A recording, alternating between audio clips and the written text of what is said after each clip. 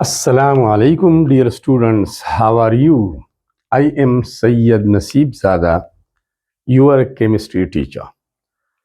Students, आज हम पढ़ेंगे factors affecting the rate of diffusion. इससे पहली वीडियो में हम डिफ्यूजन के बारे में, ग्रॉम्स लॉ ऑफ डिफ्यूजन के बारे में तफसील से पढ़ चुके हैं। उससे रिलेटेड टॉपिक है असल में स्टूडेंट्स डिफ्यूजन क्या होता है। The movement of gas molecules from high concentration to lower concentration in order to form a homogeneous mixture is known as diffusion। या यूं भी हम कह सकते हैं कि the random mixing of two or more than two different gas molecules in order to form a homogeneous mixture is known as diffusion। Students, diffusion एक mixing process है। इसमें डिफरेंट गैसेस आपस में मिक्स होते हैं। एक टाइप ऑफ गैस मालिक्यूल दूसरे type of gas molecules के दरमियान जो खाली जगह है उसके अंदर चले जाते हैं, वहाँ पर अपने आप को एडजस्ट करते हैं और हमारे पास एक होमोजीनियस मिक्सचर आता है। इस प्रोसेस को हम डिफ्यूजन बोलते हैं। स्टूडेंट्स, डिफ्यूजन रेट, रफ्तार या स्पीड, ये डिपेंड करता है बहुत सारे फैक्टर्स के ऊपर। हम यहाँ पर सिर्फ दो डिस्कस करते हैं, आपके कोर्स के मुताबिक, आपके मैट्रिक लेवल के मुताबिक, वरना फैक्टर्स बहुत ज़्यादा है। हम तफसील में जाना नहीं चाहते क्योंकि हर एक क्लास का अपना एक लेवल होता है। स्टूडेंट्स की मेंटल लेवल के मुताबिक कोर्स को तरतीब दिया जाता है। स्टूडेंट्स, बहुत सारे फैक्टर्स है। एक फैक्टर इसमें है मॉलिक्यूलर मास। मॉलिक्यूलर मास जब ज्यादा होता है तो रेट ऑफ डिफ्यूजन स्लो होता है। इसके ऊपर बात करेंगे। टेम्परेचर जितना भी ज्यादा होता है उतना रेट ऑफ डिफ्यूजन फास्ट होगा। इसके ऊपर भी डिपेंड करता है। ये दो मेन फैक्टर है। इसके अलावा कंसंट्रेशन डिफरेंस के ऊपर भी डिपेंड करता है। अगर एक जगह पे 2 मोल्स ऑफ गैस है, दूसरी जगह पे 1 मोल है, तो rate of diffusion high concentration से लो की तरफ स्लो होगा।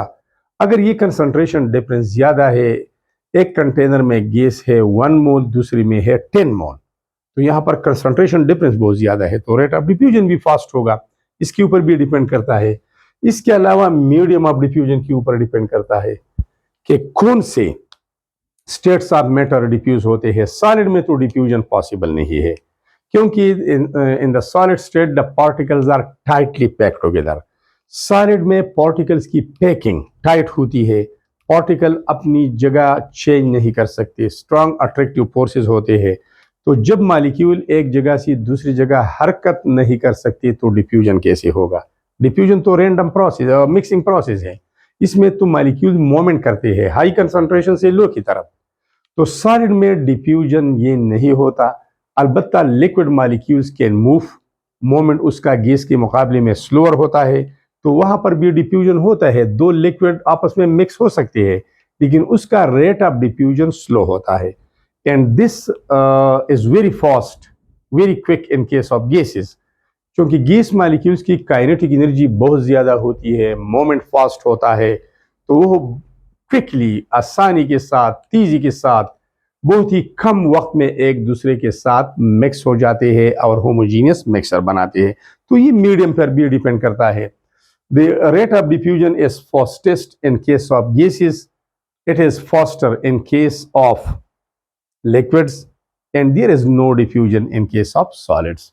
इसके अलावा ये डिस्टेंस ऑफ ट्रेवल पे भी डिपेंड करता है स्टूडेंट्स, और इसके साथ साथ सरफेस एरिया के ऊपर भी डिपेंड करता है। लेकिन दो हमारे पास है, एक है मॉलिक्यूलर मास या मोलर मास और दूसरा है टेम्परेचर, जो आपके कोर्स के मुताबिक है।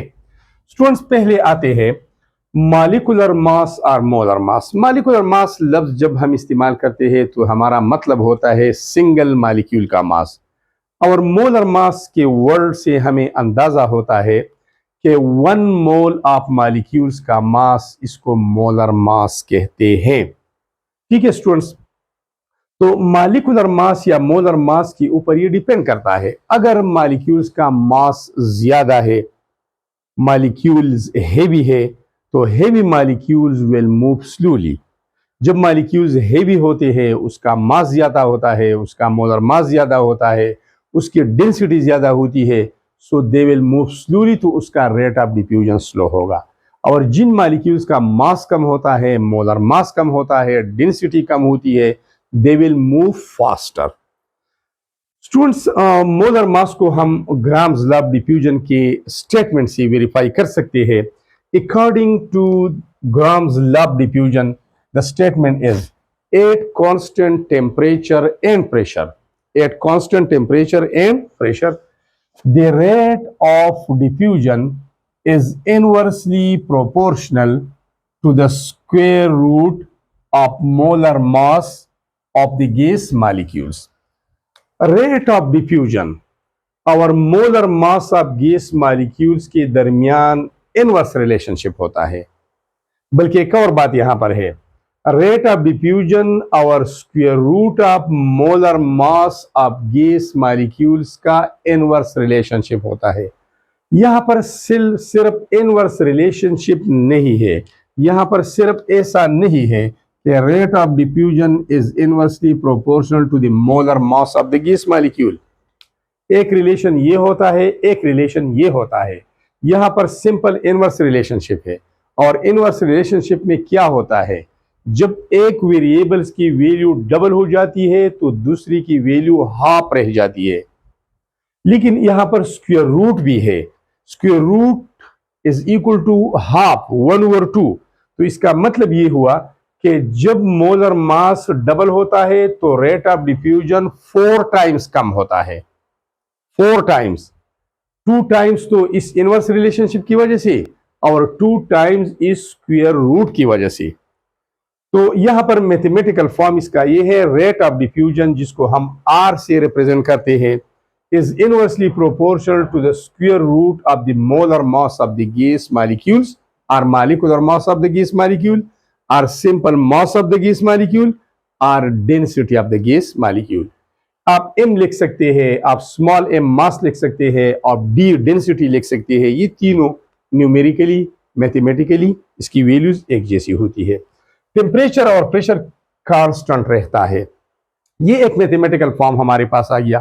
स्टूडेंट्स, अगर आप इक्वेशन डिराइवेशन की तरफ जाते हैं तो इससे पहला वीडियो जो ग्राम्स लॉ ऑफ डिफ्यूजन के ऊपर है वो आपने जरूर देखना है। आखिर में मैंने एक इक्वेशन डिराइव किया है, उस इक्वेशन की मदद से आप बाकायदा कैलकुलेट कर सकते हैं कि इस गैस का रेट ऑफ डिफ्यूजन दूसरे के मुकाबले में कितना फास्ट है या कितना स्लो है। इक्वेशन भी है, मौजूद है पिछले वीडियो में। स्टूडेंट्स, अब आते हैं यहां पर, क्योंकि relationship square root of molar mass और रेट ऑफ डिफ्यूजन का इनवर्स है, तो लोअर मॉलिक्यूलर मास, जितना भी मॉलिक्यूलर मास या मोलर मास या डेंसिटी कम होगी तो उतना ही मॉलिक्यूल्स लाइट होगी, हल्का होगा वो molecule, and faster will be the rate of diffusion. इस तरह हाइयर मॉलिक्यूलर मास, क्योंकि कंपैरिजन है दो गैसेस के रेट ऑफ डिफ्यूजन का, तो यहां पर कंपैरेटिव डिग्री का इस्तेमाल हुआ है। Higher molecular mass, heavier molecules heavier होंगे दूसरे के मुकाबले में, slower will be the rate of diffusion. इसका मतलब यह है कि light molecules will diffuse faster than heavy molecules. Heavy molecules का रेट ऑफ डिफ्यूजन स्लोअर होगा देन लाइटर मॉलिक्यूल्स। सिंपल सी बात है स्टूडेंट्स। अब मैं आपको समझाता हूं एक एग्जांपल के जरिए। एग्जांपल ये है स्टूडेंट्स, अगर मैं यहां पर एक ट्यूब लेता हूं, ग्लास ट्यूब, उसके एक सिरे से HCl एंटर करता हूं और दूसरे सिरे से अमोनिया गैस, और फिर इसको क्लोज करता हूं, इस एंड को, लेकिन इन दोनों गैसों का इंट्रोडक्शन साइमल्टेनियस होगा, बैक वक्त, एट द सेम टाइम। अब यहां देखिए, मैं मालूम करना चाहता हूं कि क्या HCl का रेट ऑफ डिफ्यूजन फास्टर है या अमोनिया का, और जिसका फास्टर है वो कितना टाइम्स फास्टर है दूसरे के मुकाबले में। तो स्टूडेंट्स देखिए, HCl का फार्मूला हमारे पास, हाइड्रोक्लोरिक एसिड गैस का फार्मूला है HCl, और ये गैसियस स्टेट में होता है। ये HCl के मॉलिक्यूल्स है, यहां पर मैंने इंट्रोड्यूस किया। यहां पर अब मोलर मास में कैलकुलेट करता हूं, समेशन ऑफ एटॉमिक मासेस करता हूं। हाइड्रोजन का एटॉमिक मास है 1, क्लोरीन का एवरेज एटॉमिक मास है 35.5, तो ये होगा 36.5। अब यहां पर अमोनिया का मोलर मास में कैलकुलेट करता हूं, या सिंपल एक मॉलिक्यूल का मॉलिक्यूलर मास कैलकुलेट करता हूं।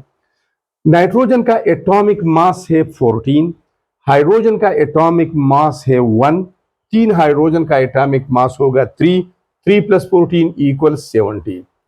अब इन दोनों गैसों को हमने इंट्रोड्यूस कर दिया, ठीक है। जब इंट्रोड्यूस कर दिया तो ये हाई कंसंट्रेशन से लोअर की तरफ आएंगे और ये हायर कंसंट्रेशन से वहां पर चले जाएंगे। चंद सेकंड के बाद या चंद मिनट्स के बाद आपको नजर आएगा यहां पर इस ट्यूब के अंदर एक व्हाइट रिंग, ये आपको नजर आएगा। ये व्हाइट रिंग क्या है, कौन सा कंपाउंड बन गया? यहां से HCl आ रहे हैं और यहां से अमोनिया की मॉलिक्यूल मूवमेंट कर रहे हैं, तो HCl और अमोनिया से बनता है अमोनियम क्लोराइड। ये है N, और ये हाइड्रोजन 3 इधर है, एक इधर है 4, और ये Cl है, तो यहां पर एक साल्ट बनता है अमोनियम क्लोराइड। जब हम यहां इसके डिस्टेंस को मालूम करते हैं तो ये 40 सेंटीमीटर का फासला कवर करती है और ये 60 सेंटीमीटर का फासला कवर करती है at the same time. Total length इस ट्यूब का कितना है? 100 सेंटीमीटर। तो इसका फासला सेम टाइम में 40 सेंटीमीटर है, ये वाला। It covers 40 centimetre from this and and it covers 60 centimetre. तो जाहिर सी बात है कि अमोनिया ने ज्यादा फासला कवर किया है, HCl ने कम फासला कवर किया है। इसका मतलब ये है कि अमोनिया का रेट ऑफ डिफ्यूजन ज्यादा है एज कंपेयर टू HCl। क्यों? दोनों गैसेस है, टेम्परेचर सेम है। क्यों? क्योंकि इसका मोलर मास कम है और इसका मोलर मास ज्यादा है। ये लाइटर मॉलिक्यूल है, ये हेवियर है। और यहां पर रिलेशन देखिए, ये rate of diffusion is inversely proportional to the square root of the molar masses और मॉलिक्यूलर मासेस। जितना मोलर मास ज्यादा होगा उतना रेट ऑफ डिफ्यूजन कम होगा।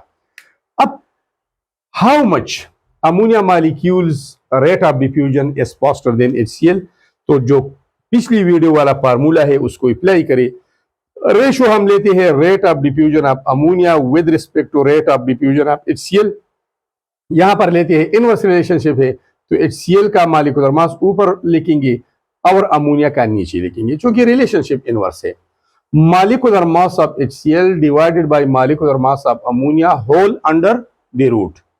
स्टूडेंट्स, मॉलिक्यूलर मास या मोलर मास ऑफ HCl 36.5 है यहाँ पर, और अमोनिया का 17 है। इसको इस पे डिवाइड करते हैं, फिर स्क्वायर रूट से निकालते हैं, तो हमारे पास आंसर आ जाता है 1.5।